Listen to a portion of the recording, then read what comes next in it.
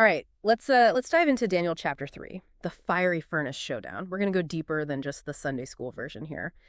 Yeah, we're talking about the psychology of power, the nuances of faith, and what this ancient story can teach us about courage in our own lives, you know? I think a lot of people can relate to that. So picture this King Nebuchadnezzar fresh off a dream interpretation win. Feeling pretty invincible, he decides to build a massive gold statue and demands everyone worship it. Talk about an ego trip. Right? It really does make you think about the nature of power, doesn't it? Yeah. You have this king at the height of his authority, seemingly untouchable. Mhm. But there's the hint of insecurity there, too. Almost like he needs this grand gesture, this outward display of obedience to validate his position. It's not just about the statue itself, it's about what it represents, right? Mhm. Control, dominance, maybe even a fear of losing his grip on power. He nailed it. And to make sure everyone gets the message, he orders this massive dedication ceremony. Not just the elite, but people from all walks of life had to be there. What was he trying to achieve with that? Well, think about it this way. You've got people from all different backgrounds, social classes, belief systems, all forced to participate in this act of worship. It's a powerful way to unify a diverse population, even if it's through fear and coercion. It's like he's creating a spectacle, a public display of unity, to reinforce his authority and squash any potential dissent before it can even begin. Exactly. It's all about control. And to really hammer it home, they had to bow down at the sound of all these instruments, horns, pipes, harps, the whole orchestra. It's interesting how music is used here, not for celebration, but as a tool of manipulation. Absolutely. Music has this incredible power to evoke emotions, to stir the soul. And in this case, it's being used to create an atmosphere of awe and submission, to essentially brainwash people into compliance. And it's chilling when you think about it. The power of music, something so often associated with joy and beauty, being twisted into a weapon of control. It happens more than you think. So we've got this backdrop of absolute power-enforced unity and even the manipulation of music to set the stage. And then you have these three guys, Shadrach, Meshach, and Abednego, who decide to take a stand. And remember, these weren't just random rebels. They were high-ranking officials in Nebuchadnezzar's government. They had a lot to lose by defying him. This wasn't a spur-of-the-moment decision. This was a calculated act of defiance based on a deeply held conviction. So what was it about their faith that gave them the courage to stand up to this king? I mean, the punishment for disobedience was pretty terrifying, being thrown into a blazing furnace. They were literally facing a trial by fire. But for them, their faith wasn't just a set of rules or rituals. It was a living, breathing relationship with God that went beyond the fear of physical harm. Their belief in a power greater than Nebuchadnezzar gave them the strength to choose conscience over comfort, even when faced with death. It's amazing. And what's really interesting is that the accusation against them came from a group called the Kesdim, essentially the wise men of Babylon. And their motive, believe it or not, was jealousy. Isn't that fascinating? Even in this ancient story, we see such relatable human emotions at play. These advisors, perhaps threatened by the success of these three men, used religion as a tool to eliminate their rivals. It makes you wonder how often similar motivations drive conflicts even today.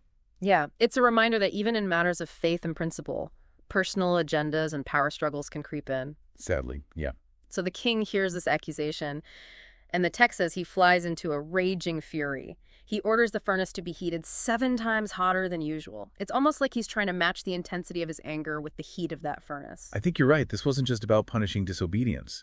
It was about making an example of them, showing everyone what happens when you challenge his authority. And in that moment, with the flames roaring and their lives literally on the line, Shadrach, Meshach, and Abednego deliver this incredible response. It's one of the most powerful statements of faith in the entire Bible. And it's not just about blind faith or religious fanaticism. It's about a deeply personal understanding of God, a conviction that transcends the immediate threat. Okay, so let's break down their response, because there is a lot to unpack here. First, they address the king directly, but they make it clear that they don't need to justify their actions to him. Their ultimate allegiance is to God, not to any earthly ruler. Right. They're basically saying, we respect your authority, but our conscience dictates that we answer to a higher power. It's a bold statement, especially given the circumstances, but then they go even further. They say, our God can save us from this fire, but even if he doesn't, and this is where it gets really interesting, we will not bow down. It's a statement of unwavering faith, but it's also a recognition of their own agency. They're acknowledging that God might have a different plan, that their deliverance isn't guaranteed, But even in the face of that uncertainty, their commitment to their beliefs remains unshakable. So it's not just about hoping for a miracle, it's about choosing to stand by their convictions, Yeah. regardless of the outcome. And that, to me, is the very definition of courage. Couldn't have said it better myself. Knowing what they were up against, facing the very real possibility of being burned alive. They chose to stay true to themselves, to their God. And that's what makes this story so powerful, so timeless. It speaks to that universal human struggle between conformity and conscience, between choosing the easy path and standing up for what you believe in, even when it costs you everything. It's a reminder that true strength isn't about physical power or social status. It's about that inner resilience, that unwavering commitment to your values, even when the world is trying to force you to bend. So true. And it makes you wonder, what are our modern day furnaces? What pressures do we face that test our courage and our convictions? That's a great question, and one I think we should explore further as we continue our deep dive. Because while the flames might look different today, the challenge remains the same.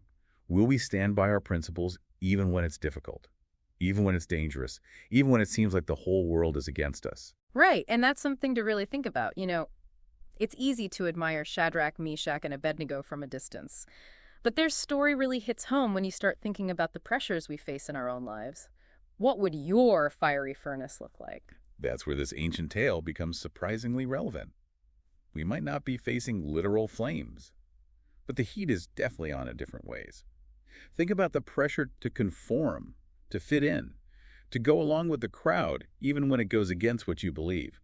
That can feel like a furnace in itself. It's true. Whether it's at work in our social circles or even online, there's this constant push to blend in, to not rock the boat. But Shadrach, Meshach, and Abednego show us a different way. They remind us that sometimes standing out, being the odd one out, is the most courageous thing you can do. It's about recognizing that your integrity, your values, are worth more than fitting in. And that takes a certain kind of strength, a willingness to be uncomfortable, to potentially face rejection or even ridicule. It's like they're saying, this is who I am, this is what I believe, and I'm not going to compromise even if it means standing alone. And that kind of conviction, that unwavering sense of self, is incredibly powerful. I think it's inspiring. And think about the impact their defiance had. It wasn't just about saving themselves. It was about challenging the entire system, exposing the flaws in a society built on fear and blind obedience. They're really ahead of their time. It's like their refusal to bow became this catalyst for change, the spark that ignited a movement towards greater freedom of conscience and religious expression. Yeah, it's pretty amazing. So they're thrown into this inferno, bound and defiant. And then things take a truly miraculous turn. Nebuchadnezzar sees not 3, but 4 figures walking in the flames. And the 4th one looks like a son of the gods. It's this incredible moment of divine intervention, a sign that transcends human understanding. And you can imagine the shock, the awe, the fear that must have washed over Nebuchadnezzar and everyone watching. Their entire worldview is being challenged in this instant. It's like the universe itself is saying, you might have power over their bodies, but you have no power over their spirits. Their faith is something you can't touch, you can't control. It really makes you think. And that's what's so inspiring about this story. It reminds us that there's a power greater than any earthly authority, a power that can sustain us even in the midst of the fiercest trials. A lot of people need to hear that. But here's the thing. It's not just about surviving the fire, it's about emerging from it transformed. The text says they came out without even the smell of smoke on their clothes. It's a total and utter miracle, a sign that their faith has been tested and purified in the flames. It's a powerful symbol of resilience, of coming out the other side stronger and more radiant than before. And I think that's a message we all need to hear, especially when we're going through tough times. There's a possibility of not just enduring the fire, but of being refined by it, of letting it shape us into something more beautiful and resilient. That's a nice thought. So their faith is vindicated, the king is humbled, and the power dynamics shift dramatically. Nebuchadnezzar issues a decree protecting their faith, essentially saying, okay, I get it now. There's a power here that I can't deny. It's a victory not just for Shadrach, Meshach, and Abednego, but for anyone who has ever felt marginalized or persecuted for their beliefs. It's a reminder that standing up for what you believe in, even when it seems impossible, can have a ripple effect that extends far beyond yourself. It's pretty powerful. And as if that wasn't enough, the king promotes them to even higher positions in his government. It's like their willingness to walk through the fire proved their character, their loyalty in a way that nothing else could. It's a fascinating twist, isn't it? Yeah. Their defiance, their refusal to compromise, actually led to greater favor and advancement. It's almost like the fire itself became a test, a crucible that revealed their true worth. That's an interesting way to put it. It makes you wonder if they had bowed down, if they had chosen the easy path. Would they have ever achieved such influence? Sometimes the path of least resistance leads to a dead end. But facing the fire head-on, embracing the challenge, can lead to unexpected breakthroughs. And that's a powerful message for us today, isn't it? Mm-hmm. When we face our own furnaces, when we're pressured to compromise our values, we have a choice to make. Do we take the easy route and blend in? Or do we stand firm in our convictions, even if it means going against the grain? It's a tough question, and there's no easy answer. But the story of Shadrach, Meshach, and Abednego gives us a framework for navigating those difficult choices. It shows us that true courage isn't about being fearless. It's about acting in accordance with your values, even when you're afraid. And it reminds us that sometimes walking through fire is the only way to truly reveal what we're made of. Well said. So we've got this incredible story of faith, courage, and even a bit of divine intervention. But what does it all mean for us here and now? How can we take these ancient lessons and apply them to our modern lives? That's the million-dollar question. I think one of the most important takeaways is the power of having a strong internal compass. Shadrach, Meshach, and Abednego knew who they were and what they stood for. Their faith wasn't just a Sunday morning activity. It was the bedrock of their identity. And that's what gave them the strength to resist external pressure. So it's about knowing your values, your non-negotiables, the things you're willing to stand up for even when it's hard. Because when you're facing your own fiery furnace, you need that inner compass to guide your decisions. Exactly. It's about being clear on what truly matters to you and being willing to defend those values even when it's uncomfortable, even when it means going against the grain. And it's not just about individual strength either, right? They face that furnace together as a united front. There's something powerful about having a community, a tribe of like-minded people who share your beliefs and support you when things get tough. Absolutely. We're not meant to go through life's challenges alone. Finding your people, your community of support, can make all the difference when facing adversity. They can provide encouragement, accountability, and a sense of belonging. That can help you stay strong when the heat is on. It's like having a spiritual safety net, knowing that you're not alone in your struggles. And speaking of struggles, there's another aspect of this story that's often overlooked. The acceptance of suffering. That's a really important point.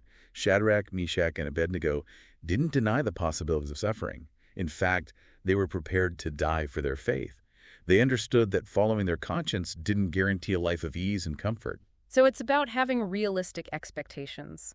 Believing in something doesn't mean you'll be shielded from hardship. It means you face those hardships with a certain kind of trust. Knowing that you're not alone, even in the darkest moments. Precisely. And that brings us to what I think is the most profound lesson of all, the transformative power of surrender. These three men surrendered their lives to God's will.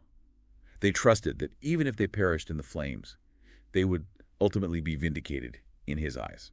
That level of surrender, that radical trust, takes an incredible amount of faith, doesn't it? It does. But it's also incredibly liberating. When we let go of the need to control everything, when we surrender to a power greater than ourselves, we open ourselves up to a whole new level of peace and possibility. It's like saying, okay, I'm not in charge here. I trust that there's a bigger plan, and I'm willing to let go and see where it leads. And sometimes that surrender, that leap of faith, is what allows us to walk through fire and come out the other side, not just unscathed, but transformed. Beautifully put. It's not about avoiding the fire altogether. It's about recognizing that the fire itself can be a catalyst for growth, for refinement, for revealing the strength and resilience we never knew we had. So as we wrap up this deep dive, I want to leave you with this. What are your furnaces? What challenges are you facing that are testing your courage, your faith, your commitment to your values? And more importantly, how will you choose to respond? Will you bow down to pressure, or will you stand tall, even if it means standing alone? Remember, you have the strength within you to not only survive, but to thrive. Embrace the fire, let it refine you. And never ever underestimate the power of your own convictions. Thanks for joining us on this journey through the fiery furnace. We hope you've gained some valuable insights, and maybe even a little bit of fire in your own belly. Until next time, keep diving deep and keep the faith.